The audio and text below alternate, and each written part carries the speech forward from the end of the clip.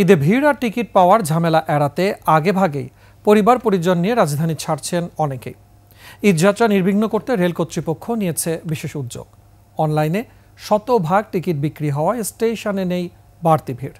সিরাত আল মুস্তাকিমের রিপোর্ট। ঈদের বেশ কয়েকদিন বাকি থাকলেও আগেভাগে ট্রেনে রাজধানী ছাড়তে শুরু করেছে অনেকেই। শতভাগ টিকিট অনলাইনে হওয়ায় অন্যবারের মতো স্টেশনে দেখা যাচ্ছে না টিকিটের জন্য দীর্ঘ লাইন। যাত্রীরা বলছেন অতিরিক্ত ভিড় এড়িয়ে স্বাচ্ছন্দ্যে গন্তব্যে যেতে আগেভাগে রাজধানী ছাড়ছেন তারা। টিকিট দেখা যায় শেষের দিকে টিকিট অ্যাভেলেবেল থাকে না, বা অনেক ক্রাউড একটা সিচুয়েশন আসে।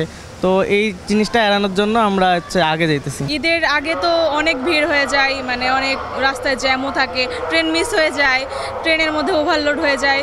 তো এই ঝামেলাগুলোর জন্য আসলে আগে যাওয়া। ঈদের কয়েকদিন আগে অনেক জ্যাম, অনেক মানুষ হয়, একসঙ্গে যায়, অনেক চাপাচাপি হয়, সেই জন্য আর একটু আগে গেলে সুবিধা হয়।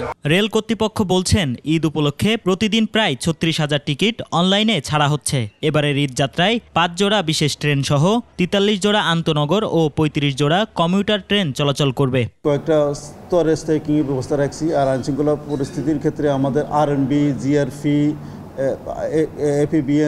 এপিবিএন আসবে এবং র্যাব এবং সব ধরনের আইনশৃঙ্খলা বাহিনী, রক্ষাকারী বাহিনী ওনারা থাকবেন। প্রত্যেকটা রুটে আন্তনগর ট্রেন বৃদ্ধি পেয়েছে। আন্তনগর ট্রেন বৃদ্ধি পাওয়ার পরবর্তীতে যাত্রী যা ধরনের চাহিদা অনুযায়ী বিশেষ ট্রেনগুলো দেওয়া হয়েছে।